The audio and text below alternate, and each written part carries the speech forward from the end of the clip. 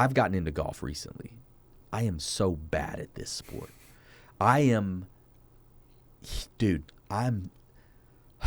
This needs to be a therapy session. I'm not good, but I'm getting better. That's what I love about it. I love that about it. But I've gotten into golf. Just this past week, I have set up a whole golf area in my garage with a golf mat, with netting. I can pull the cars in the garage and still have, you know what I mean? This is how much I enjoy this, something that I suck at ridiculously. So it's in the garage so people don't see it. Precisely. Precisely.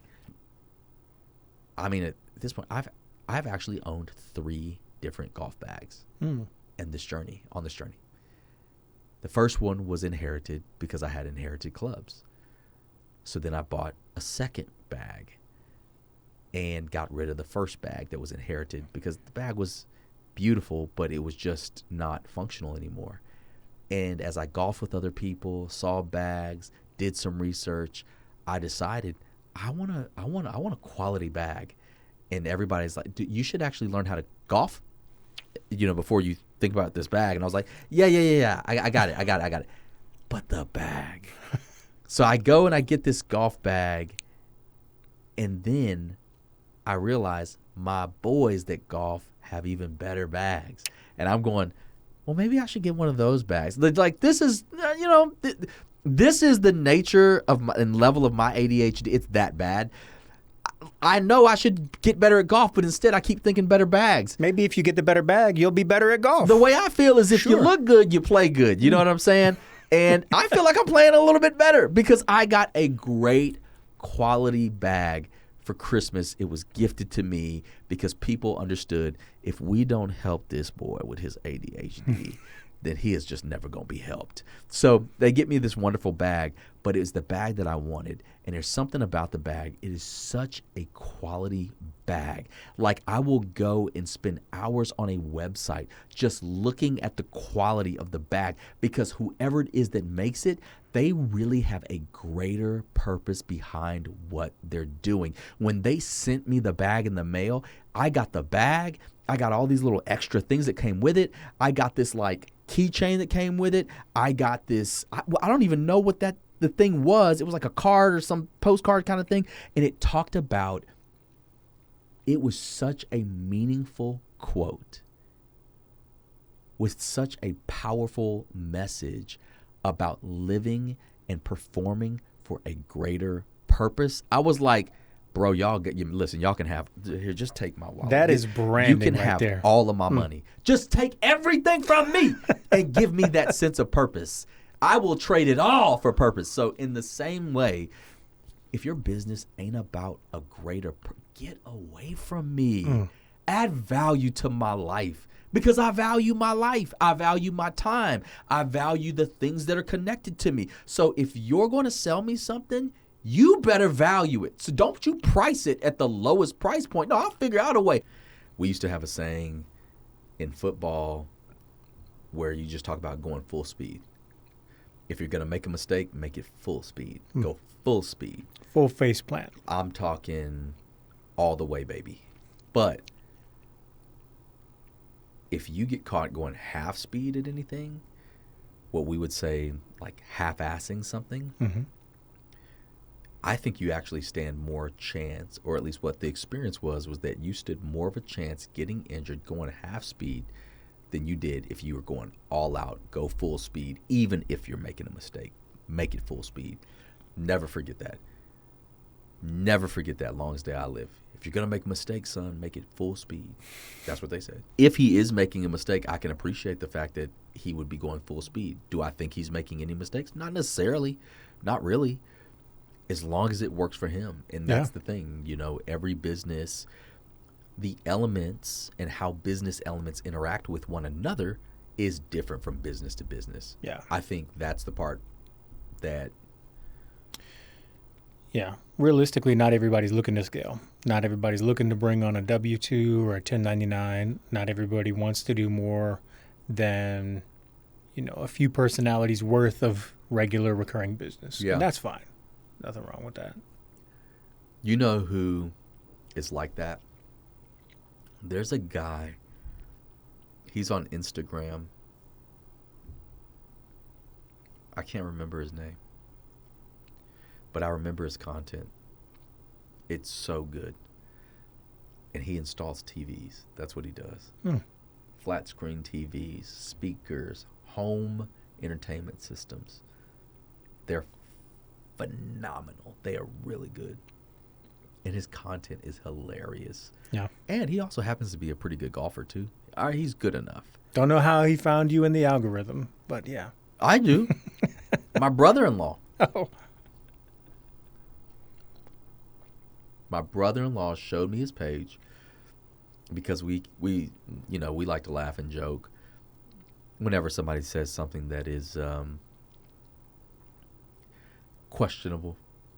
There's this thing that you say to let the other person know, I hope that you know that I know that what you just said was real questionable. I'm checking you. It's kind of like that. That's what matters. Lies. Speaking of, dude, and it's impossible not to lie. That was deep. How true is it? I don't know, right? I think we all have white lies, right? Do we mean to tell those white lies? Oh, I do sometimes. It depends on the circumstance. Depends on the situation. Okay. You know what? And it's okay to say, like, hey, I'll make this white lie because it won't hurt anybody.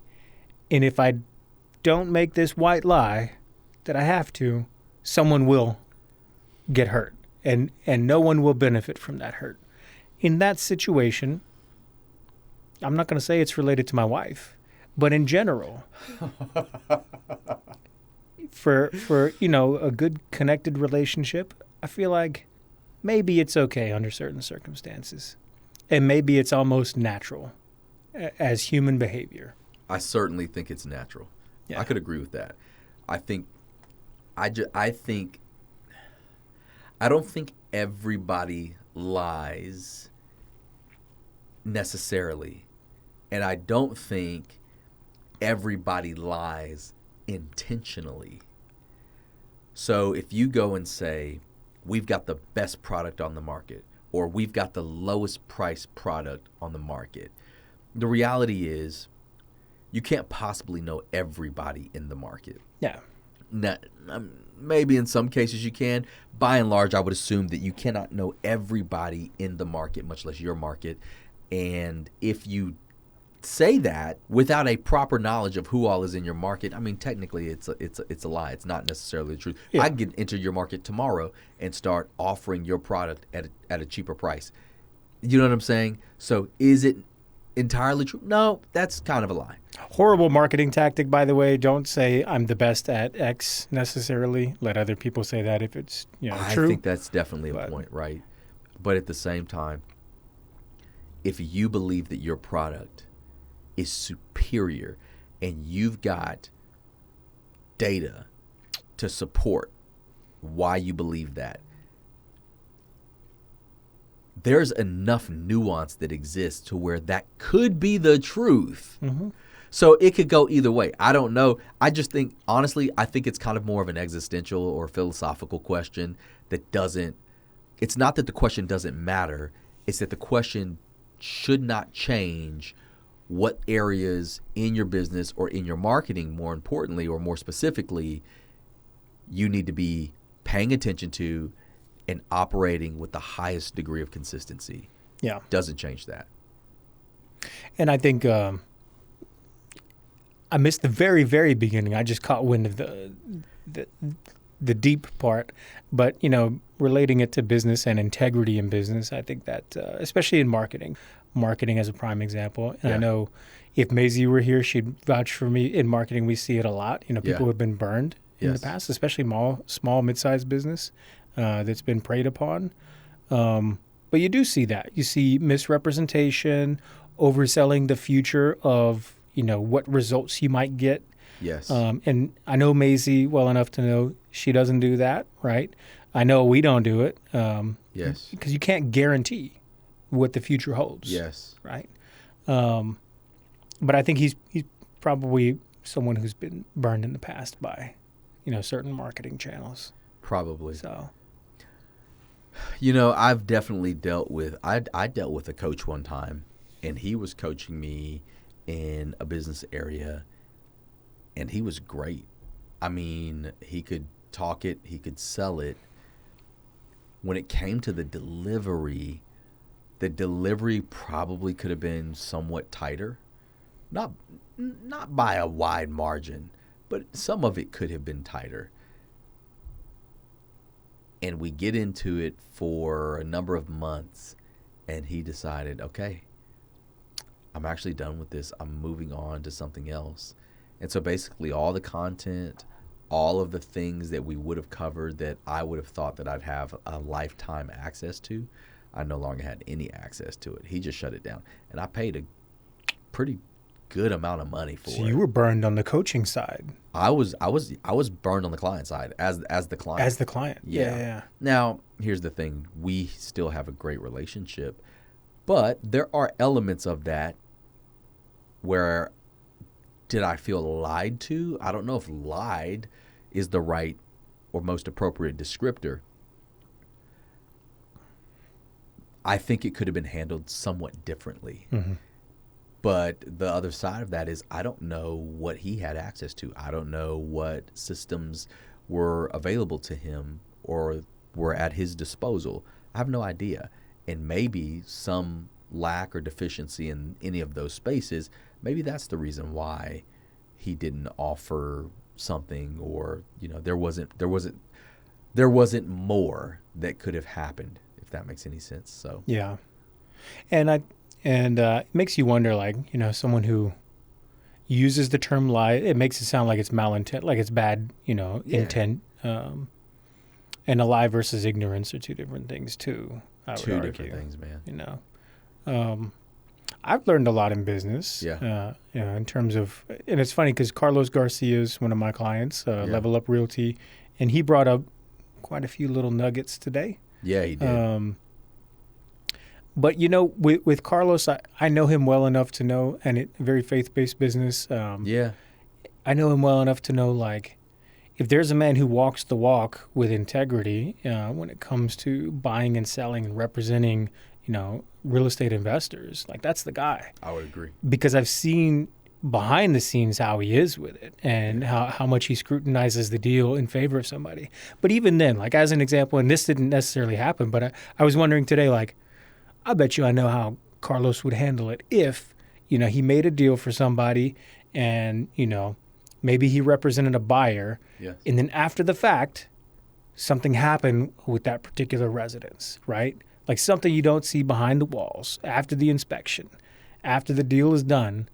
Like, I'm sure he would step up and say, look, that wasn't a lie. It was ignorance. We didn't know. How can we fix it? Yeah. And I think that's the difference in business integrity is, okay, something happened out of ignorance. Yes. How do we overcome it? Yeah. That's the way that you manage good relationships. Yeah. What you're saying is so helpful and effective for managing good relationships. I think a good example of it is you think of having like a dance partner, and when you're with a dance partner and you step on someone's toes, well, the idea is to stop and to check in to make sure that they're okay, acknowledging, I am so sorry I stepped on your toes. How are you? Are you okay? Do you want to pull over to the side for a second? Do you want to stop for a moment? And just showing that level of concern or care for someone else, right? Because that's what business is. Business is a dance between, the person who's making the offer and the person who's receiving the offer. Yeah. And we have to do this tango, so to speak. And so if anybody's toes get stepped on, I think it is the role of the lead, right? It's interesting because we call what comes into our sphere the areas where we make or create a sense of an awareness about ourselves. We call that getting a lead. But the reality is, in business ownership, irrespective of the fact that you've gotten a lead, you are a leader. And as such, there is a responsibility that you have on you to check in at certain checkpoints of this dance that we're doing to make sure, hey, how are you doing right now? Yeah. Are you okay? And I think if we do that, it's so good. But to do that, you have got to you have to nurture the relational acumen within your business, within what you're doing, within your offer. To not do that would mean you would not know when to check in with somebody, which would mean you would never offer any additional help. You would never be that person that Carlos can intuitively and instinctively be in his business. You can't accomplish that. And if you can't accomplish that, you won't keep clients for long. Word gets out. And here's the thing. The best press, more times than not, is word of mouth. And if word of mouth about you can't be good, and it's that everything's transactional and that you don't have the relational acumen to take care of the needs of the customer base, good luck. Yeah. And I think that's, Carlos touched on the positives of that because he talked about like his method of marketing is primarily, I think he called it grassroots, going out there, meeting people, making relationships that are genuine, and then kind of by way of that, referral marketing and doing right by people. But to your point, referral marketing goes both ways. It could be a positive or a negative thing. Like, hey, they did me wrong. Do not go to them, and that one pays dividends too, just not in the right direction. Listen, mess up on an order for me and see what happens.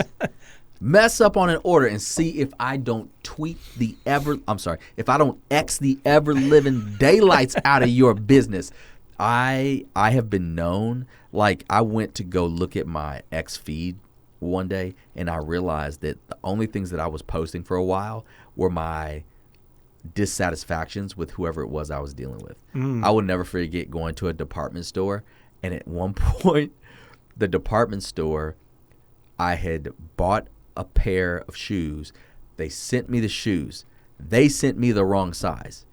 It was noted on the receipt, the label, the emails, you name it, the right size. I ordered it. The wrong size is what they sent. And so when it was time to tell them, hey guys, you sent me the wrong size, and I tried to return the shoes, they were like, hey, we're so sorry, these are sold out now, but we'll give you your money back. And I'm thinking, actually, those shoes to me are valued higher than what I paid for them, and you just giving me my money back like this is an even exchange. Like, oh, no worries. Like, nah, son. like, I'm not having it. I was pissed. I was pissed off. Like, I went in. But then, like, so I saw this, and then I started, like, scrolling, and then I realized, hey, wait a minute, there's, like, a pattern here. I would literally go and just one star. Go on X, and I would just start blasting people. X rants on business. Here's what's wild. Be a pastor and do that. I was a pastor doing this. I'm just glad that nobody heard the phone conversations, because that's really where, we need some confession time. But ultimately, don't do people wrong, man. You got to do right by people. If you can't do for them what you said that you could, you have to acknowledge that in one way or the other and find a way for your business to make up for the ground lost in reputation. I believe that. I don't think everybody believes that. But the reason I believe that is because I just care about the relationship. I am the person who wants to be found at the intersection of where business gets personal, period, the end. That's what I want to be. Yeah. And I think you touched on it too, because, the conversation also led to, different forms of marketing. And I think Lacho's question was about pricing, like, people not listing pricing. And one of the things you touched on is like, well, sometimes do you really want to list your pricing and, race your way to the bottom? And I know Carlos kind of touched on it too, but you had kind of mentioned, your target client who you might deliver the best value for could also be the person who pays you the most, which in terms of opportunity cost is not a bad exchange, right? And I think that's where your ability to foster those relationships, those genuine relationships with those key clients who you can serve best and they serve you best will pay dividends for like clients because you do surround yourself typically with like-minded individuals. Yeah. That's just human nature. Yeah.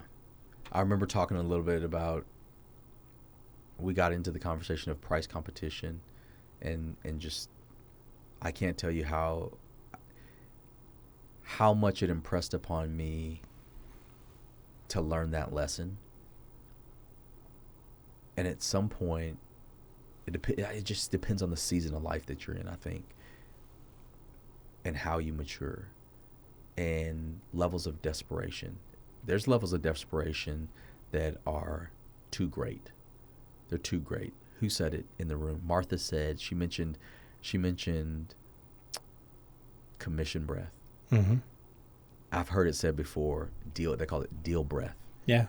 And I think whenever you set your price too low or you start competing on price, that commission breath, that deal breath kind of starts setting in. You are willing to take just about anything. And the reality is, man, patience really is a virtue, especially in business building and scaling. Patience is a virtue. And I get it. Money might be tight. You might be, man, you might be hurting a little bit. Cash flow may be or feel like it is forever and a day down the road. But the reality is you've got to trust in the process. You've got to trust in what good work you can do.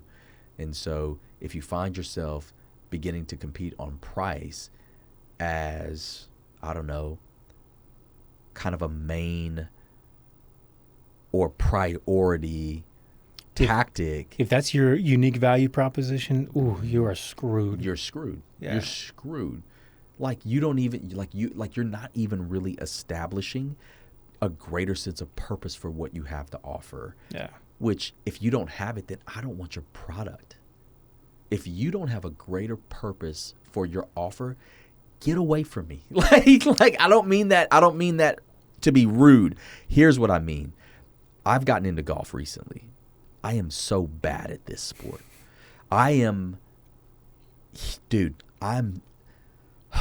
This needs to be a therapy session. I'm not good, but I'm getting better. That's what I love about it. I love that about it. But I've gotten into golf.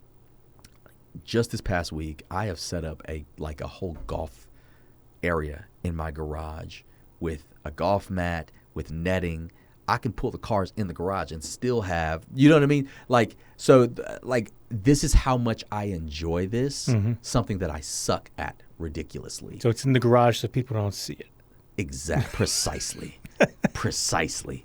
So it turns out I'm in there darn near killing myself because what I also didn't tell you, there's this kind of like pole that sits in the garage. And if I so much as slice a little bit and I hit that pole, I am liable to become Virginia Vinet from Happy Gilmore, the second one. I won't give anything away. I'll just leave it there for those who haven't seen the movie. Right. Spoiler alerts. But either way, I could really do some damage to myself if I accidentally hit this pole by slicing. Here's the point. This sport that I'm so bad at, that I have sacrificed tremendously for, time, energy, space, my life, literally. Muscle soreness, cramps. Also, my back is hurting. It's been hurting really bad this whole morning because of, I was just hacking away yesterday. All of this, you got to carry your clubs in something. So, at this point, I've actually owned 3 different golf bags on this journey. The first one was inherited because I had inherited clubs. So then I bought a second bag and got rid of the first bag that was inherited because the bag was beautiful, but it was just not functional anymore. And as I golfed with other people, saw bags, did some research, I decided I want a quality bag. And everybody's like, dude, you should actually learn how to golf, before you think about this bag. And I was like, yeah. I got it. But the bag. So I go and I get this golf bag. And then I realize my boys that golf have even better bags. And I'm going, well, maybe I should get one of those bags. Like, this is, this is the nature of and level of my ADHD. It's that bad. I know I should get better at golf, but instead I keep thinking better bags. Maybe if you get the better bag, you'll be better at golf. The way I feel is if you Sure. look good, you play good. You know what I'm saying?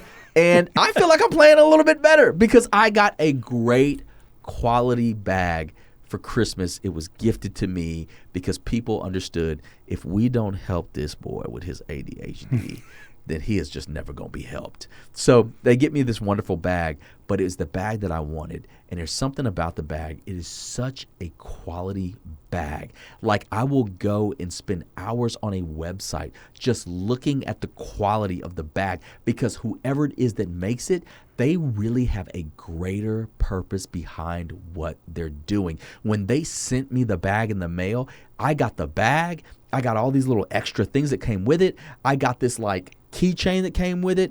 I got this, I don't even know what the thing was. It was like a card or some postcard kind of thing. And it talked about, it was such a meaningful quote with such a powerful message about living and performing for a greater purpose. I was like, bro, listen, y'all can have, here, just take my wallet. That is branding. You can right have there. all of my money. Just take everything from me and give me that sense of purpose. I will trade it all for purpose. So in the same way, if your business ain't about a greater, get away from me. Add value to my life. Because I value my life. I value my time. I value the things that are connected to me. So if you're going to sell me something, you better value it. So don't you price it at the lowest price point. No, I'll figure out a way. I will sell a child to get what I need. No, I'm just kidding. I won't do that. I would never, Braden and Charlie, I love you very much. Just not your own children. I would sell someone else's child. No, I would not do that. We can, if we got to scratch that, let's scratch that. And Google just scratched it for human trafficking. There it is. Yo, Canceled. It gets crazy. Canceled just like that. For passion. But no, seriously, a greater sense of purpose. And you know what that means? That means that I'm not trying to catch you at the lowest price. Yeah. That's not who we are. I didn't mention it in there, but man, flaming case study in my realm. And it, former client, built their own studio, really good friend. Yeah. Consulted with them. Yeah. Free of charge. Didn't consult with them on marketing. And then they weren't doing well. Yeah. I don't think they're still doing well. Ooh. I won't give it a name, but I happen to be on Facebook Marketplace. Because I do like to doom scroll through the equipment that's listed there in the podcasting realm. People who have bought, their own gear and they did an episode or two and they're like, I'm just going to put it on Facebook Marketplace. That's crazy. Because Amazon won't take it after 30 days, right? Return. In the midst of all of that, podcast studio rental, $1 an hour. And I was like, no. And I recognized their studio. And I was like, wow, don't do that. Don't do that to yourself. Don't do that to someone who thinks for some reason that's actually legitimate. Oh, my word. Because I'm sure there's like some sort of a thing, right? There's a catch to that. But what kind of, I've been in this long enough to know, like, I don't want to show up on Peer Space for X amount of dollars an hour. Yeah. Because I'm going to attract the people who will come with high expectations and a very low budget and probably a couple bottles of alcohol in each hand. And there's nothing wrong with that until there is. And I was just so disappointed. But pricing yourself to the bottom in business is just never a solid strategy for you and probably not for people who could benefit from what you have to offer. Yeah. It's sad. It was, yeah. And I actually heard for them in that they were spending however much they were, paying Meta to run those ads. And for whatever clientele they, I guess, maybe are getting out of that, because that's just... What's funny is that you could just chat GPT it today, man. Literally, hey, what's my value in the marketplace? Yeah. Here's some facts about me. Here's some things that I've done. What are the rates for people in that space? You could figure out what your... what you should be charging, what your time is worth. You can figure that out. Could you have done that before all of AI? Yes. Would it have taken you longer? Yes, it would. You could ChatGPT it, or you could Gemini it. Sorry. Or you could Gemini it. Just we definitely want to plug that. We definitely want to Yeah. Sorry, back on your train of ADHDs in one room. AEO. Answer engine optimization. Yeah. Yeah, so You could find your worth, yes. finding your worth, market find rate. your value, yeah. That's the thing, man. If more people get some understanding of their value, oh my gosh. You could go from living under a bridge to living wherever you want. You really could. I think too, what came up for me in the meeting today, it was just this idea of, and it was because of something you said, figuring out how to package the thing that you are offering. And that's not what you were talking about. You were talking about something else. But one of the first lessons that I learned from that person that I talked about earlier, who they were coaching me, he talked to me about this pyramid and where I was on the pyramid and the things that it basically, for an entrepreneur, it's an entrepreneur's pyramid. And there's the stuff that you are exceptional at, but you don't even realize that you're exceptional at it yet. The ability to be able to package that. So it's having to come into this sense of awareness, which is why we went back to, in our meeting today, this concept of identity and why it's so important. And so I did think about that. But I feel like the highlight today was Jonathan. Yes. The junior in high school, right? Yes. Junior? Yes. Man. That kid. I've seen Shark Tank and there be kids on there and they're doing their thing and it's great. It's one thing to see it on TV. It's another thing when you meet it live and in person. And just the things he said and the way that he said them, the whole room dynamic changed. It was as if he leveled up the whole freaking room. He didn't even get into any of the brass tacks of his business. Mm-hmm. It's just the way that he talked about it. And the level of conviction. Man. What were you thinking? What was going through your head as you're listening to him talk? Just a young entrepreneur. And I say young because literally not yet an adult, right? Right. And just the level of conviction and determination and wisdom already. Yes. To know I got to get my reps in. I'm going to make my failures. I want to fail as fast as I can and get as many failures under my belt as I can so I can get better. Simply so I can get better. Yeah. Is what I heard. And that one resonated with me because you got a room with a full spectrum of ages and, you know, people who have probably failed multiple businesses in the past. Sure. And are still on the same chapter potentially. And they haven't even given that thought, some of them. No. And I was like, wow, that's pretty profound. He said so many things. When he first spoke, he mentioned what his business was, and I love that he said, there's a reason that I call it home services and I don't call it window washing. Yeah. I expect to expand this business, and I really want to scale this business. To me, there is no cap. There is no, and I'm like, whoa. He's thinking like that at like 16, 15, 16. Maybe he's 17. And I don't think, here's what's crazy. I don't know if it's that what I'm saying that it's just like, well, that's not really that mind-blowing. Maybe, but I believed where he was coming from. Yeah. The conviction that you're talking about.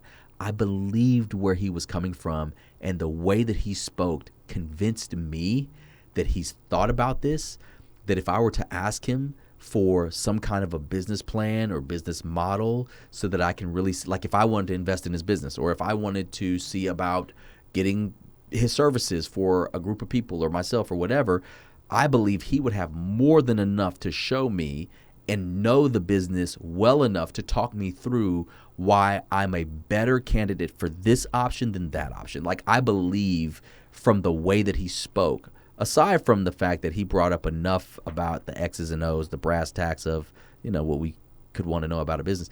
He could bring those things up. He brought those things up a little bit and talked about them. But man, like, what is his mother feeding him? Yeah. That's the question. Because his mom, like, she was savvy. Mm-hmm.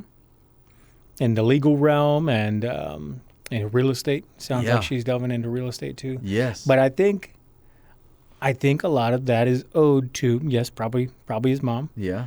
But the other topic that was discussed is know thyself, right? You're exactly right. And we got into that. But I think who he's a prime knows example. themselves at that age? Yeah. I didn't know me at that age. I mean, I knew me a little bit, but by and large, I wasn't thinking about any of that stuff. Yeah.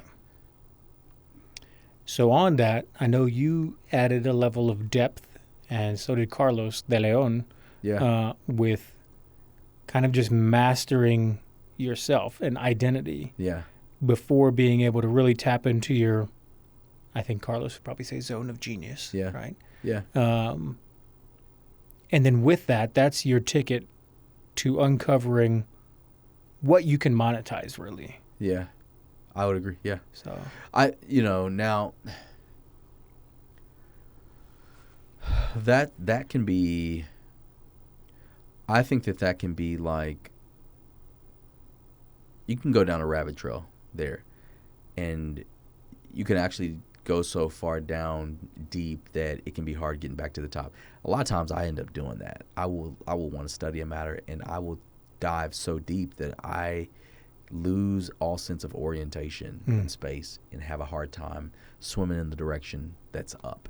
So to try to not get lost in the depth of that, I would just say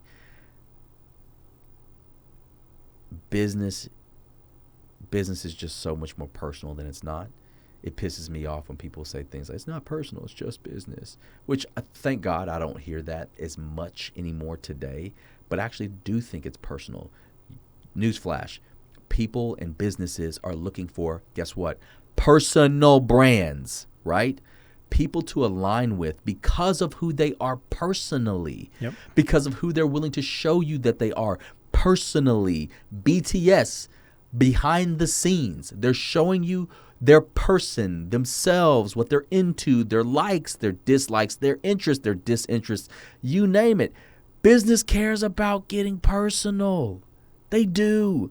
Let's cut the bull crap and stop lying to people and saying it's not personal, it's just business. You know what I mean? I hated that. I always hated that. Man, I really was on one right there for a second. But either way,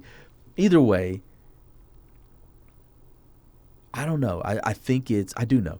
It's taking the time to understand exactly what you like, and then going deeper to try to understand what's the makeup of the thing that you like or the thing that you're dealing with, because it may not be a thing. It may just be an idea. Maybe it's a concept, maybe it's a mood, maybe it's a vibe. Whatever it is, it's your job to freaking figure it out. It's your job to explore it. It's your job to to peel back the layers and to find out what is at the core, and then what happens when I poke at that core. What happens when I do that? Do I move further this direction or that direction? Do I go up? Do I go down? And are any of those motions good for me, bad for me? Are they neutral?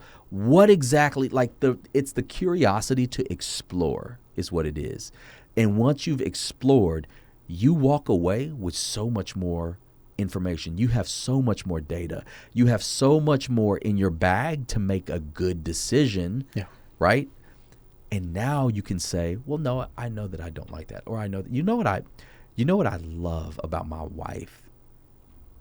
This girl, she just knows like what she likes and what she doesn't. And it's so funny because there's this tension in her where she can know a thing and she is ridiculously good. I think I've said this before.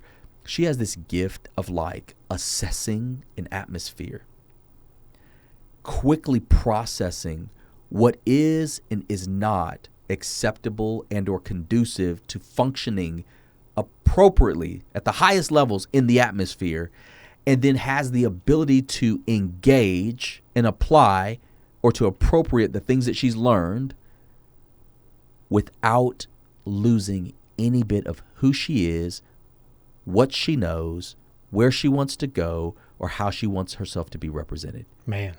She is phenomenal. Like, I don't know anyone better at it. And here's the truth. I don't even know if she knows. I tell her it all the time. Yeah. Which is part of what I think marriage ends up being. It's, being able to see in your spouse something they might not be able to see in themselves. That's what that's one of the many things I think can make your marriage special.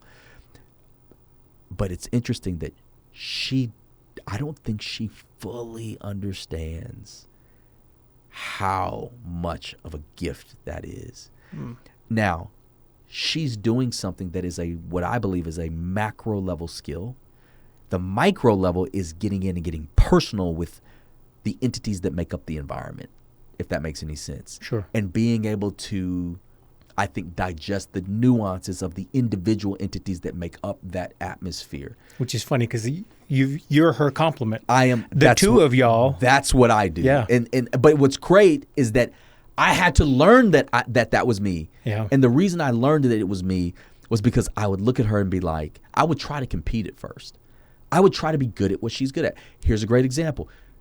When it comes to fashion, oh my gosh, it kind of sucks, but she looks better than me all the time. Obviously, she's more beautiful than I am. Not by much. But, no, I'm just kidding. She's obviously more beautiful than I am. But when it comes to what to wear, she crushes me. She's so much better than me because she understands the climate. She understands the context. She understands the environment. If I'm going somewhere and I'm getting ready to walk out the door, she said, whoa. You can't put that together. What are you talking about? I can put whatever I want to put together. Don't tell me what to do. And she's like, no. You can't wear that fabric with that. You need to change. Sarah, it's yada, yada, yada, yada, yada. And I kind of go into my argument, right? This is old Darius. I would go into my argument and I would try to prove my case. These colors go together. Okay, maybe they do, but those fabrics don't. You don't believe me? Here. And she's going to her book of evidence. And I'm just getting eaten, burned alive, in this conversation. And as it turns out, she's right. She knows exactly what she's talking about. So the further we progress in our marriage, I start getting to the place where I get smarter. I stop arguing with her and I start asking her, wait, this doesn't go together? No. What about it doesn't go together? Now, in a normal marriage, that's okay. When you're married to someone who's a little more spicy, how you ask that question matters. Either way, she's so good at it. But in those moments, sometimes she has a hard time articulating something that she knows intuitively and innately. That's hard. Mm-hmm. You have to know yourself to be able to do it. Because here's the thing. If you know it internally and you're the only one that knows it, it ends with you. Yep. But if you can know it internally and you can articulate what you know so that it makes sense in the world outside of you, guess what? Now you've empowered other people to win too and to win with you. That's why I think as a business owner, you got to know you more than anything else. And knowing yourself will help you determine the destination, and knowing the destination will give you enough of a target to gather your attention and pull in the right people to get further down the road so that we can arrive at our destination. That's my personal opinion. It starts there. It doesn't start at the X's and O's. It doesn't start at the P&L. It doesn't start in the 90-day planning. It doesn't start in any of those places. It starts in you at your core. Who are you? And how is it that you're that way? And what about that is somebody else looking for? That's what it is. Man, for my Gen Z editors on the team, I'm just saying, clock it. That was pure gold. And there's two parts of that really resonate with me. as a business owner. There's the marketability part of being able to say and clearly articulate what you do, your unique value proposition, and why it matters to that particular target audience. Yes. And then there's the scalability aspect in business and being able to say, well, I do all of this and I'm really good at it. And I need you to do the same. Just do that. Do the thing. And not having a written system and process. And this one's near and dear to the heart as I'm finalizing some standard operating procedures. But being able to package that to where someone can learn from it and say and replicate the system and scale the business. It's so funny. Business is such a spiritual thing for me. There are days that I feel like I have no business in it. And then there are other days where I realize, oh my God, the relational component, the spiritual components, they actually fit in this space. As a matter of fact, I was telling somebody earlier, business is nothing but a housing unit for the deeper things in us. Your business is a casing for your ministry. Your business is a casing for service opportunity of your life. That's what it is. And so it's like, if you don't bring other people into the process, then guess what happens? You serve a lot less people, and there's a lot more problems persistent in the world around you that is not just pissing you off, but it's pissing other people off too. And you can't say a thing in the world about it because you haven't done enough depth of research to bring a solution. Yeah. You haven't brought people in to understand what you're able to see and how you're able to affect whatever this problem is that's affecting all of this. But if you created the systems, oh my gosh, we would be eliminating problem at scale, which is what we want to do. So I think about this, the other part of that, the spiritual and the personal side of things. It's the narratives that, in a good way, by the way, because a lot of times we think about narrative and we can think about that negatively. But narrative in a good sense is like the story that we can derive as opposed to the stories that we hear or tell, right? The story the narrative that we can derive from the experiences is so important. And it's important for people who experience the problem to hear the story from our perspective. So I was working with a team who I miss so much. I've been busy in the last several months, but last year I came on board to start working with a team at a high school, and they were in a business incubator program, and they had a product, and the product was birthed out of the experience of the leader of that team who had experienced this unreal amount of loneliness because she'd moved from Europe to the States to finish out her schooling. And she just talked about not having friends. And she talked about how lonely she felt. She talked about the mental side and emotional side and how harrowing an experience that can be, especially in today's world, which is just so much different than the world that you and I grew up in. But she was determined that she was going to do something about it. And she had really great parents. And so she is in the incubator program. And when they heard her story, they were compelled to essentially go the direction of her product because it met them at the intersection of their interest. And so they took social media, the concept of loneliness, being an adolescent, being a teenager, being in high school, wanting community that could exist virtually but lead to healthier physical hangouts and community. And they started their little deal. The name of the company was Let's Connect. And I got to walk with them. And it was so interesting because my biggest fear the whole time was, are we ever going to get to like the brass tacks of this? Are we ever going to get to what is the total addressable market that you have? And, how do we do the research? Okay, so what do the numbers look like for this and that? And the fact is, they didn't need me for any of that. But you know what? What's wild was the relationship that we developed, the connection that we developed. And I wouldn't call it a dependence on me, but I could tell I meant something to them. And they could tell they meant something to me. And I was giving the connections. Hey, we need this and yada, yada, yada. Oh, you do? Okay. So in business, you have to deal with this. Here's who I like to recommend for things like that. Here's who I think you should talk to. I hooked them up with an attorney friend of mine who helped them understand how to structure their business legally, right? And so we're taking those kinds of steps. And by the time it was time for them to go to what's called pitch night, they got up and they pitched. But I'll never forget, and the reason I said all this because I was talking about narrative. When I first heard them speak and pitch their product, I commended them because their stage presence in the pitch was so strong.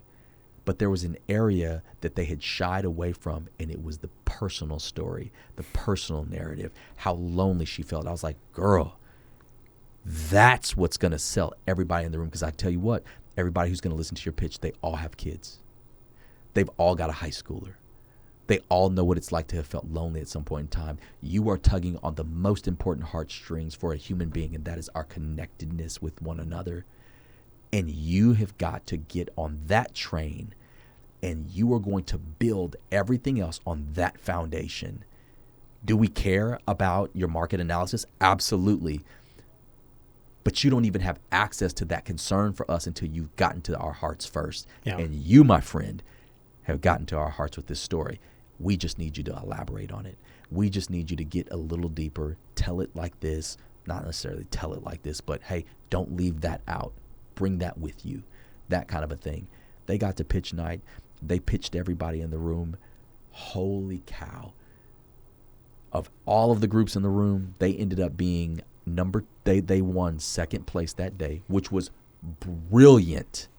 It was awesome. The only reason they lost was because another group from a different school, they had an idea that they actually took to market and made an actual profit from. Okay.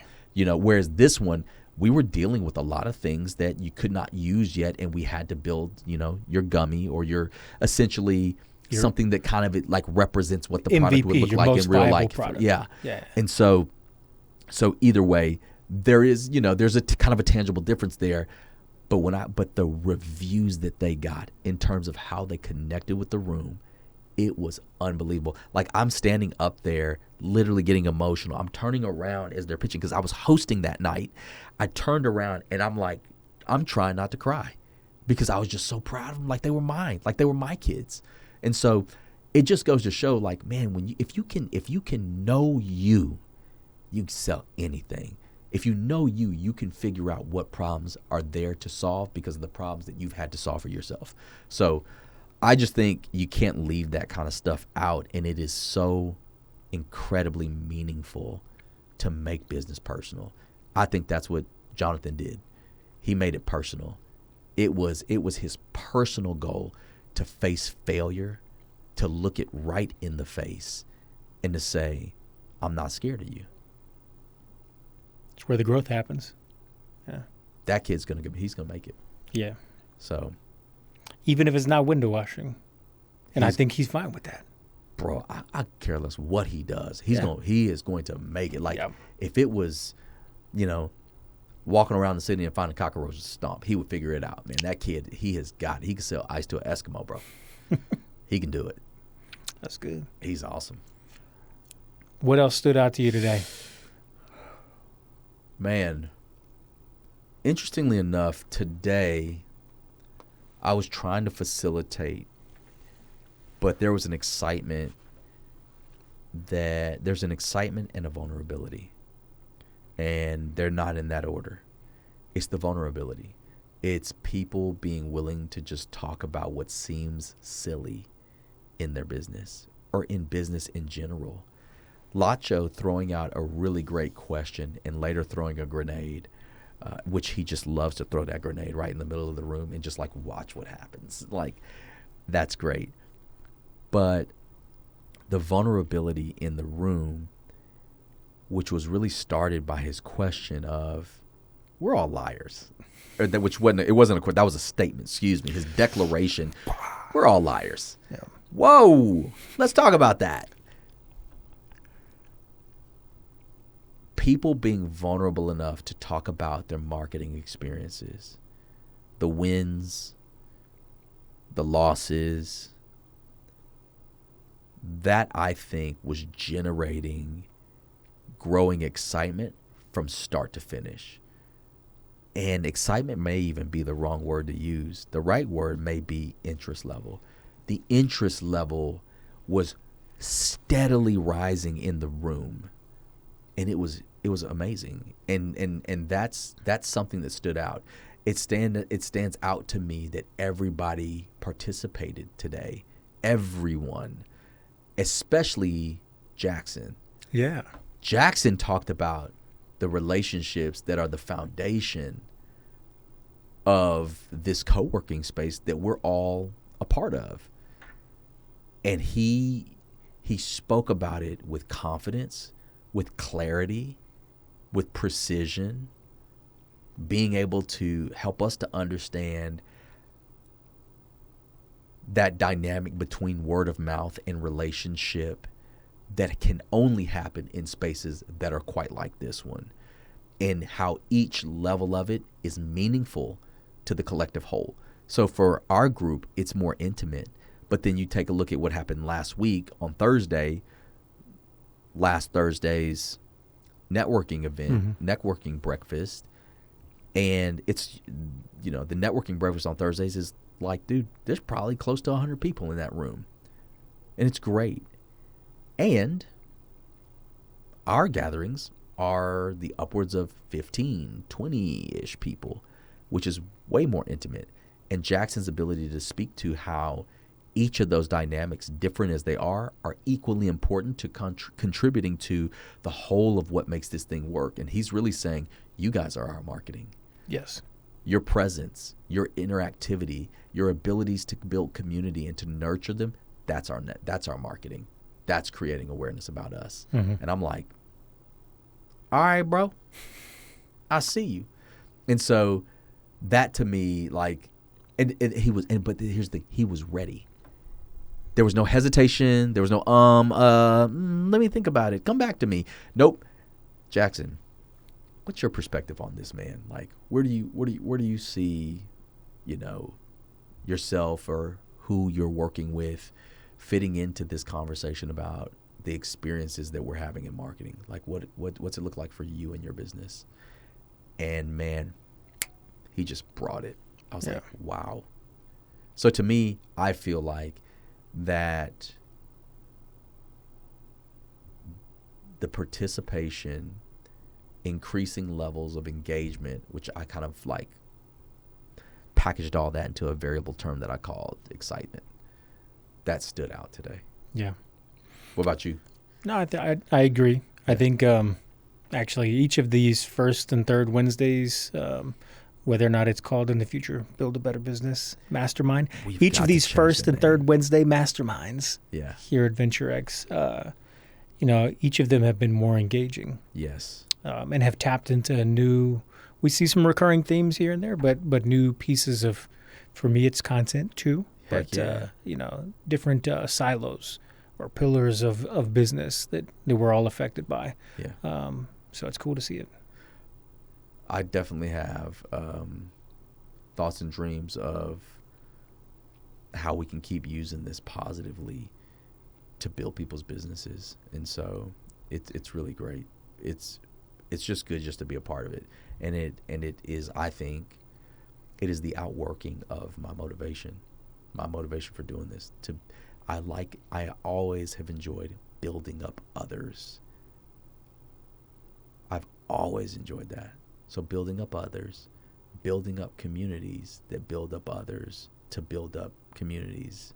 It's like this weird kind of Ouroboros-like thing, like the circle, like the snake eating its tail kind of a thing. Although I just want to make for the record, like nothing about what we do is snaky, okay? Like it's not like that.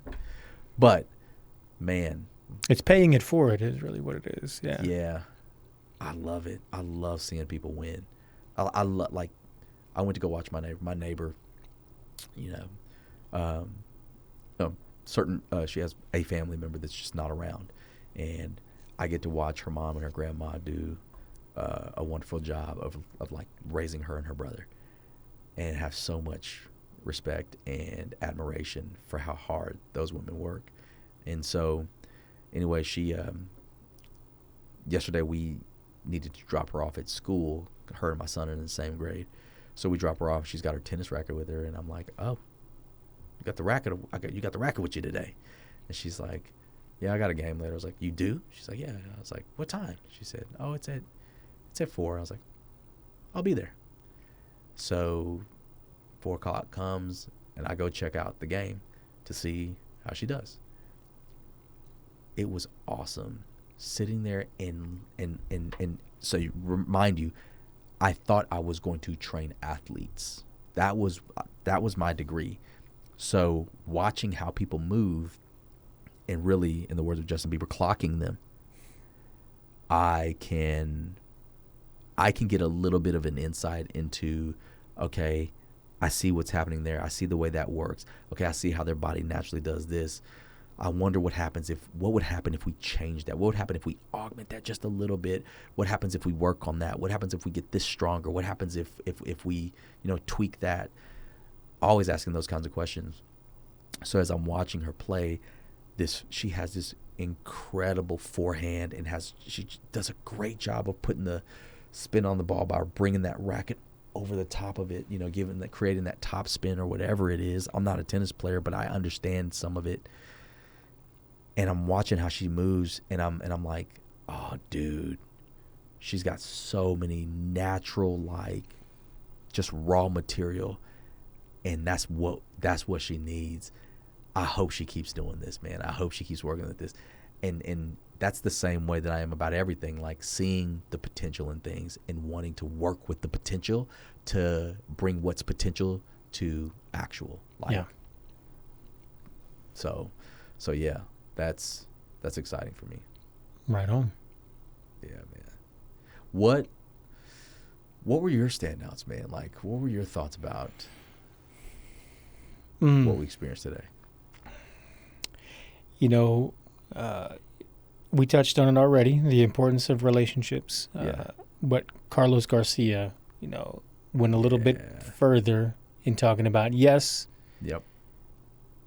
relationships, but those top relationships, as you're building a business, especially the first 5 years of business, like it's super crucial to know, yes, yourself, and know your capacity and be able to reach fulfillment in your product or service delivery in business. And I'm paraphrasing, but managing the commitment and fulfillment in business. That one stuck out to me. That was huge. Because, and I've been guilty of it in the early years, like over-promising is a thing. Yes. You can do it. It's very easy because I think if you're coming from a genuine place of good intent, like, yeah, I know how to do that. Let me do that for you. And if you're not, balancing really well your capacity, knowing yourself well enough to know that, yes, you can fulfill it and ideally, go above and beyond, then it's a recipe for learning. It is. Yeah. He gave a master class in the shortest period of time that one could do it. He's good at that. Yeah. It was awesome. Yeah. I'm glad you reminded me of that. And what do we call it? I think in the room I said, you know what that is? I was like, Carlos, that's time management by way of qualifying your leads. Mm-hmm. And it was brilliant. And you don't think about that. You don't realize how much time that gives back to you. Yeah. How much more time you're going to get back by ensuring that you're focused on the right people for you. And it's funny how all of it kind of ties together. We were talking about not, valuing the discount shoppers, and you're talking about managing and qualifying your leads. That way you have not sacrificed the opportunity cost of giving all of your time to the wrong target audience. Yeah. Yeah. Man. It was a good day. It was.